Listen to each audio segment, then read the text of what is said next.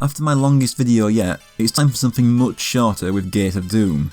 This is the first Darkseal game, the second being Wizardfire, which I played back in episode 6, not knowing it was a sequel. In the Kingdom of Etruria, people have been corrupted enough by wickedness that the Gate of Doom spews out an army of demons to conquer them. But it's alright because 4 heroes are summoned by the Force Divine to deal with all that and shut the Gate of Doom. 3 of those heroes I recognise from the sequel. After choosing a character, I get the king wishing me luck. I start with Freya Edurne, the wizard for the first level, a tomb. The gameplay isn't that much different than its sequel.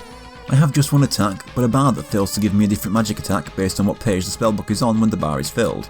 Freya's attack is a fire spell that travels a good distance. The first spell I get transforms me into a Medusa that fires petrifying eye lasers. So despite this game being shorter than the first game overall, it tends to feel much slower. I found myself utterly surrounded by enemies that took longer to kill more often. One detail that I missed completely until I did the music ranking is that the music for this level would be arranged for the ending theme in the sequel. Considering the gap between recording the 2 games is over a year and a half, and it's 13 months right now since I made the video on that game, it's no wonder I didn't remember. Eventually I break open a door and move on to the next screen. A lot of harpies and treasure chests to break open for items that award points. I also get confused, which just messes with my controls for a bit. The next spell transforms me into a plant that fires off damaging spores everywhere. Once all the enemies are dead, I can break open the door and move on to the first boss. I get taunted by the evil Lord Volov and get a dragon set on me. The dragon mostly flies around trying to crash into me, but it will also stop and breathe lightning at times. Compared to the sequel, the bosses take forever in this game. This one isn't so bad, but later ones drag things out way too long. Eventually the dragon's head explodes off and I finish the level, but first I see Volov petrify a woman before a demon carries her off. Thankfully the level clear jingle is nowhere near as migraine inducing as the one in the sequel. The king congratulates me but doesn't talk about the kidnapped woman and then sends me off to destroy a monster in the Misty Mountain.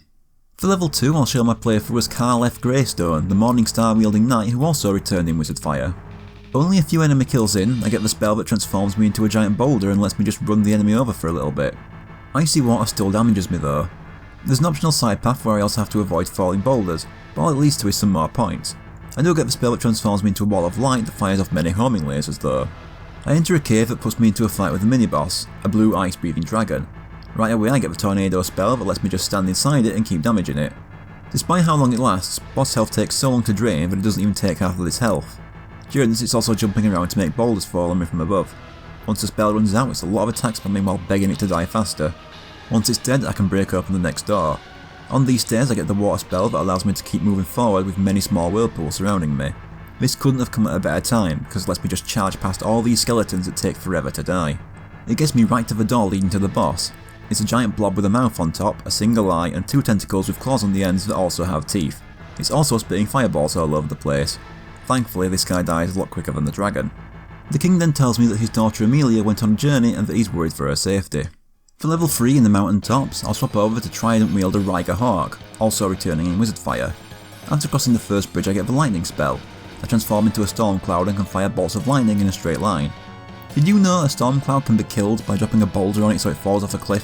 When I reach the second bridge, I realise with Ryger there's no point trying to kill everything if I don't have to, so I just keep running forward. He can only attack in a straight line, and this is where gangs of enemies become a huge pain to deal with. I run across the third bridge and break through the door to the next screen. At the first bridge there's a dragon snake thing flying around and spitting fireballs. It can only be damage on the head, but it doesn't take too long to kill. Only other thing to do is break open the door to the next screen. Here I get the spell that turns me into an open flame spurting fireballs around. Once again I don't bother trying to kill everything and barge my way to the next screen. Volov is here saying his demon has already captured 5 victims. First time hearing of this, thanks for cluing me into your plan. He takes Amelia and her 2 companions, leaving me to fight what looks like a huge orange Kako demon with stubby arms.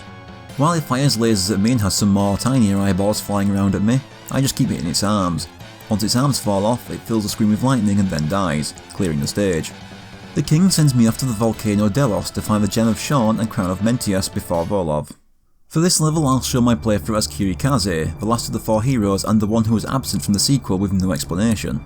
Playing as him, I realised why. He isn't fun. He attacks by throwing 3 shuriken, but they aren't very damaging.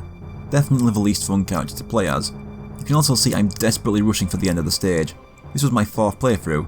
I didn't enjoy the game much on my first, let alone 4th. At this point I just want it to be done. On the second screen I fight a Cerberus that dashes along the screen while either breathing or surrounding itself in a barrier of fire. It teases me too. When low on health it turns blue for a while and becomes completely invincible. Once it's dead, I move on to the next screen.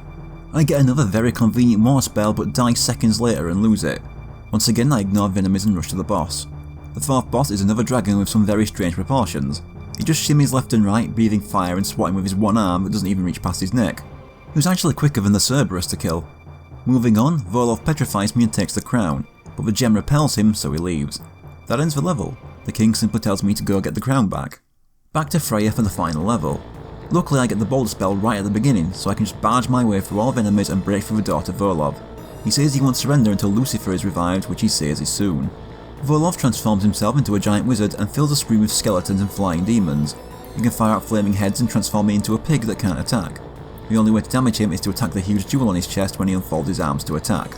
It takes fucking forever. About a quarter of this game's playtime is spent on the 2-stage final boss. It's just awful. And once I've finally drained his health, I get to deal with stage 2.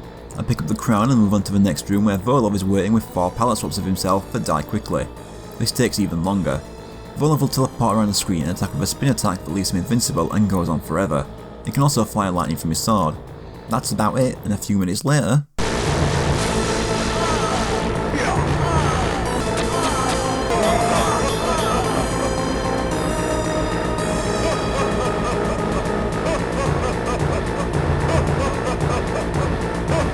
Amelia and the other victims are freed and we get to use the 2 treasures to close the Gate of Doom. I get a single screen saying what I just said, and then the credits. If you remember, I thought Wizard Fire was just okay and pretty forgettable. Gate of Doom on the other hand, I just didn't like. It's only half an hour long, but it's a really dull, repetitive half hour. This is the first actual series I fully completed for the show though. Granted it's only 2 short arcade games, but I have to start somewhere. I'd reflect on the series, but there isn't much to say. A not very good game got an okay sequel and that was it. It does mean that next Monday we'll get the first music ranking that covers a series rather than just one game, so there's that to look forward to.